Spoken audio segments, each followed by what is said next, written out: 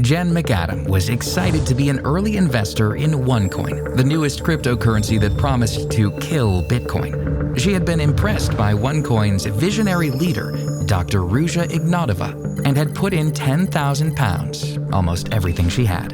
In January 2017, she tried to log into her cryptocurrency's exchange site. She was surprised to find that the site was down, and it stayed down. Jen felt worried. What if all that money had gone? Later that year, Dr. Ignatova, the face of OneCoin, vanished without a trace. One thing was clear: if she and countless others were ever to see their money again, they had to find out what happened to the crypto queen.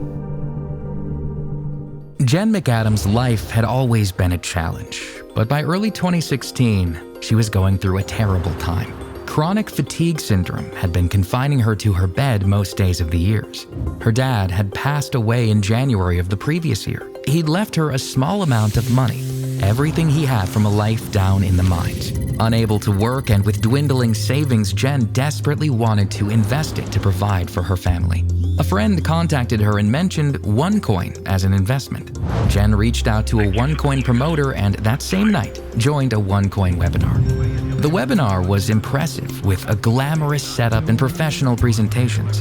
The speakers went into a detailed explanation of currency and explained how cryptocurrency was the next step. But most impressive of all was OneCoin's deified founder and leader, the visionary Dr. Ruja Ignatova. Jen learned how Dr. Ruja Ignatova had set up OneCoin in 2014, seeking to overthrow Bitcoin as the leading cryptocurrency. Much like Bitcoin, OneCoins could be mined and used to make international payments through e-wallets. It operated on the same fundamental blockchain technology underlying all cryptocurrencies. Jen had initially been hesitant about cryptocurrency. It could be lucrative, but it carried huge risks. She'd heard of Bitcoin, but never paid it much attention. Launched in 2009 with a value of less than $0.01, Bitcoin settled at about $430 in late 2015. Early adopters who invested as little as $1,000 had become millionaires. Many others had tried and failed to take on Bitcoin, with market instabilities leading to almost all competitors crashing out. Ruja stood out from the crowd. Most cryptocurrency founders were either anonymous or random individuals with no credentials. But OneCoin had Dr. Ruja Ignatova, the self-styled crypto queen. She came with a trusted background in law and finance, as well as a doctorate. She appeared on the cover of Forbes magazine in early 2015, promoting OneCoin as a market-leading cryptocurrency from Bulgaria. Later that year, she had taken the world stage again, appearing at the 4th U.S. Southeast Europe Summit hosted by The Economist. There, she addressed a packed room of European financial figures, explaining all the benefits of using a cryptocurrency like OneCoin as an international currency. In a sea of uncertainty, Jen saw Ruja as hard evidence of OneCoin's respected legitimacy, which brought the assurance the everyday investors like her were looking for, and also the promise of riches beyond her wildest dreams, exceeding even those of Bitcoin. But like those Bitcoin success stories, she had to opt in early. In March 2016, she invested £10,000, almost all the savings she had left. OneCoin was built for the everyday investor like Jen, who might not understand much about cryptocurrencies. They would sell Jen an educational package to help her learn about OneCoin. These packages included access to tokens which she could use to mine her OneCoins. Depending on the package, investors could transfer a limited number of OneCoins for real cash through the international exchange, XCoinX. The site was new and couldn't yet accommodate large withdrawals, but OneCoin promised it would be ready very soon. Jen had been told it would take 12 weeks until her OneCoins would finish mining anyway. Excited, she began the mining process. As soon as her coins had mined, Jen's £5,000 turned into £48,000 worth of OneCoin. Jen's family would have all the money they ever needed. Everything looked exhilarating. There were OneCoin haters everywhere Jen looked. Bitcoin enthusiasts or pesky online trolls who wanted nothing more than to undermine OneCoin's market position. Jen's OneCoin leaders told her to ignore them. They were only causing trouble. Like the rest of OneCoin's investors, she was waiting for Ruja's promise of OneCoin to go public by being listed on one of the major cryptocurrency exchange sites like Kraken. Once that happened, Jen would be able to buy and sell OneCoins with ease. Ruja would also reward OneCoin investors with financial compensation when they recruited more investors in both OneCoin and euros. Over time, this brings in downlines of new customers while rewarding their upline of recruiters. This company structure is known as multi-level marketing, or MLM. It was a unique strategy in the crypto world. None of OneCoin's competitors were doing it. Jen McAdam and her friend were two of millions to sign up for OneCoin in this manner. She was so excited about this life-changing investment that she brought in all her family and friends that would listen. Jen wasn't interested in making commission on their investments. She just wanted to help change their lives in the same way OneCoin was about to change hers. In total, Jen's downline of friends and family invested £250,000. For a working-class area of Scotland, that was a huge amount. But as an early investor, OneCoin would turn their money into millions as soon as they converted their OneCoins into cash. Meanwhile, Ruja Ignatova had a problem. OneCoin, like all cryptocurrencies, had a limited supply of coins, 2.1 billion. This wasn't enough to overthrow Bitcoin as the world's top cryptocurrency. It wasn't enough to open the market up to the unbanked communities in third world countries. She needed to do something. London, June 11, 2016. Ruja held a OneCoin event at the Wembley Arena in London. Watching live from her Scottish house, Jen watched, mesmerized, hanging on her every word. Walking carefully around the stage in front of an adoring crowd, Ruja announced that OneCoin would retire its entire blockchain and introduce a new one. The new system would generate 50 times more coins, up from 2.1 billion OneCoins to 120 billion.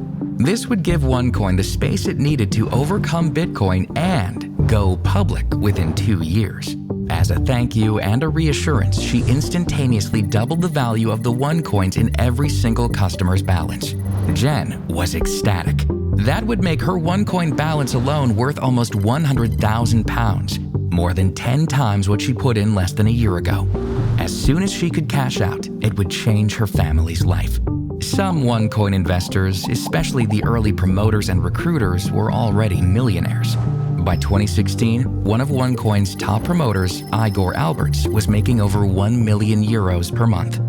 By this time, OneCoin quarterly revenue had jumped from 100 million euros in 2015 to well over 600 million euros.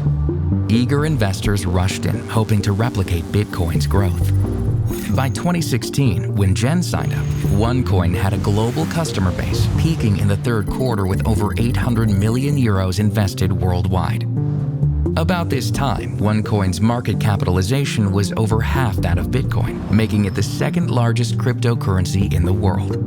Ruja continued to promise that OneCoin would soon overthrow Bitcoin. Fortunately for us, our technology is better and we can do more transactions with our blockchain than Bitcoin can. Then, in January 2017, Jen went to log into her XCoinX account. It wasn't working. The site was down, and it never came back online. Jen and all OneCoin's other customers couldn't withdraw any OneCoins. Like millions more OneCoin investors around the world, she reached out to her recruiter, who assured her it was all just a glitch. Glitches were common, and she had always been content to sit back and wait for OneCoin to go public. But without XCoinX, she had no way at all to pull her money out. If Jen couldn't use XCoinX, how would she withdraw her funds? But just at that moment, Bitcoin began one of the most significant price rises in history, leaping from about $900 per coin in January to over $4,000 per coin by the middle of the year. When XCoinX might have spelled trouble for OneCoin, Bitcoin's surge gave it even more momentum.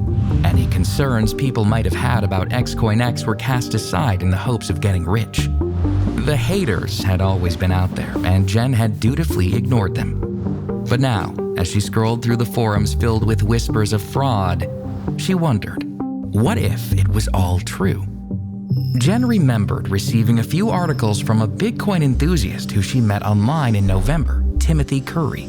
He was a OneCoin hater and had sent her a long list of articles which he said proved that OneCoin was a scam and Ruja was a criminal fraud. Initially, she didn't believe a word he said and furiously defended OneCoin. Outraged that Tim would suggest such things, she had blocked him. But now, Jen began reading those articles and discovered that Ruja had an ominous past. After earning a PhD in private international law, Ruja set about applying all her business acumen in various companies. The earliest sign Jen found that Ruja was abusing her PhD in law came in 2012. Ruja's father had invested in a German factory. Not long later, under the owners he sold it to, it was declared bankrupt. Its assets had been plundered. Ruja was convicted of fraud and received a 14-month suspended prison sentence. The next year, 2013, she became involved in a cryptocurrency project called Bitcoin. Bitcoin scammed investors out of a mere $50 million, but Ruja would merge the business into her next venture, OneCoin. Jen found out that Ruja bought her speaking appointment at the Economist conference by sponsoring the event for an undisclosed sum. The image of her on the cover of Forbes was actually a paid-for advertisement on the inside cover of Forbes Bulgaria, with the real front cover ripped off. This would have been impossible for anyone to know unless they could read Bulgarian and spotted the small disclaimer. Even the educational materials OneCoin sold were apparently almost entirely plagiarized. But just because Ruja had a checkered past and had cut a few corners didn't mean OneCoin was a scam, did it? When Ruja had announced OneCoin's new Bitcoin-killing blockchain and doubled everyone's coins, Timothy Curry had raised his eyebrows in frustration. An increase in supply leads to a proportional dip in value, and since Ruja was promising a 50-fold increase, OneCoin investors should have seen their coins' values reduce to almost nothing. Ruja's announcement went against the very laws of mathematics and economics, and yet here she was, boldly proclaiming just that to thousands of adoring fans. But there was more. Timothy Curry's key argument was simple and explained in detail in the article she was reading. Cryptocurrencies must be decentralized. Every transaction in a cryptocurrency is recorded in a decentralized digital ledger. As new transactions occur, they're added to this ledger in a chain-like fashion. This forms what's known as a blockchain. The blockchain ensures that every transaction is permanent and can never be tampered with. In stark contrast, he pointed out, OneCoin operated as a centralized organization led by Ruja. He suspected she relied on a standard SQL database, the same tool businesses use, and had no blockchain at all. SQL servers could be accessed and altered by anyone, undermining the very essence of cryptocurrency: transparency. Jen realized, in other words, if OneCoin had no blockchain, it didn't exist at all. She had invested with OneCoin because she thought a centralized cryptocurrency seemed much more secure. Now, she felt a rising chill as she went through the articles one by one and reached out to her OneCoin leaders for reassurance. But they brushed her comments aside. After applying more pressure, they finally got back to her with a voice note on March 10th, 2017. Okay, Jen, they don't want to disclose that kind of information just in case something goes wrong where the blockchain is being held, and plus, as an application, it doesn't need a server behind it. So it's our blockchain technology, a SQL server with a database. Jen knew OneCoin was lying. The links Curry had sent her had revealed that a SQL Server database was not a blockchain. Anyone could log in and alter the records at will. Timothy Curry was right. The rising value of her OneCoins were nothing more than numbers someone was making up and typing into a computer. In other words, OneCoin had no blockchain and thus didn't exist. OneCoin was an international Ponzi scheme. Jen was one of the first to realize her mistake, and she was determined to sound the alarm, perhaps even claw some of her money and the money of her family and friends back. Jen held a webinar where she openly accused OneCoin of being a scam. Hundreds of people attended from all over the world. Word reached her that even Ruja had logged in under a false name to watch her. During the webinar, she came across a man named Bjorn Bjerk, who revealed there was even more to the OneCoin story. Bjorn was a blockchain developer. Back in October 2016, a recruitment agency rang him with a job offer from Bulgaria. They told him that a world-renowned, established cryptocurrency company needed someone to develop their blockchain. Bjorn was confused.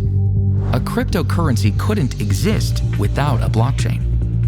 The blockchain is the cryptocurrency. Immediately, he smelled a rat and politely declined the job. That company would turn out to be OneCoin. After the terrifying revelations from Bjorn on the webinar, Jen kept voicing her concerns about OneCoin, so much so that she received cease and desist letters from lawyers representing Ruja. OneCoin fanatics posted online death threats, but Jen never let up. She sent an angry voice message to the group accusing its leaders of corruption. She was immediately blacklisted, removed from OneCoin chats, and banished from her OneCoin account. Her actions made other investors uncomfortable, and an unease rippled up OneCoin's ranks. In September 2017, Ruja met OneCoin's top promoter and recruiter, Igor Alberts, at OneCoin's headquarters in Sofia, where he relayed the concerns of OneCoin's millions of investors, including his own. She promised him that everything would be clear at OneCoin's Lisbon event the next month. The Lisbon conference came. Investors and promoters gathered and waited. Ruja, who was famously punctual, hadn't arrived yet. She never showed. 2 weeks later, she boarded a Ryanair flight from Sofia to Athens. Nobody has seen her since. It was clever how Ruja made it work for so long. She had set up OneCoin to recruit individuals using terms like family. Jen McAdam and her millions of fellow investors were told by their leaders and upline to never believe anything from the haters in the outside world. Negative comments or legitimate queries were not permitted. Countless journalists, investigators, and even governments had been posting warnings for years. Most people simply refused to even consider the possibility that OneCoin could be a scam. The same people who had poured their money into a bottomless pit, a pit that Ruja herself had reaped to line her own pockets. It wasn't just Jen that was affected by Ruja's OneCoin fraud. She had brought in friends and family. Their £250,000 had been thrown in with hers. It, too, had vanished. And since realising that it was a scam, the regret, the shame, the guilt, it never leaves. Jen began following the money. But as she and authorities and journalists would discover, such a task was impossible. Ruja's knowledge of international law meant she was too clever, hiding all her money behind fake accounts, shell companies, and random international individuals. Jen eventually connected with Jamie Bartlett, a BBC journalist. He came to believe that Ruja's October 2017 flight from Sofia to Athens was just the first part of a complicated escape plan that may involve powerful contacts in Germany, Russia, Dubai, or even back in her home country of Bulgaria. She may have had plastic surgery and walk among us without us knowing. She could also be navigating the world in international waters, staying hidden well away from anyone's authority. It's possible that Ruja set up OneCoin with a real blockchain in mind, but if one ever even existed, it was never part of OneCoin's so-called currency exchanges. The entire thing was a lie. At the request of German police and Europol, Bulgarian armed police raided OneCoin on January 17, 2018, seizing its servers. The OneCoin website finally shut down in 2019. It was exposed as one of the largest Ponzi schemes in history, leaving countless investors like Jen McAdam devastated as they continue their hunt for justice. What is certain is that through OneCoin, Ruja stole between $4 billion and $19 billion from unwitting victims around the world, mostly from the poorest populations. The missing crypto queen herself may have the vast majority stashed in her personal accounts, hidden in an impenetrable maze of international shell companies and fraudulent personal accounts. Others linked to OneCoin have since been caught, extradited, and imprisoned. However, despite being placed on the FBI's top 10 most wanted list in 2022, the crypto queen remains at large, dead or alive. Most scammers like Ruja target millions of people to get rich. But in September 2024, one youngster didn't need to. He stole hundreds of millions from just one person and blew much of it on partying. The most shocking part? He wasn't even old enough to legally drink.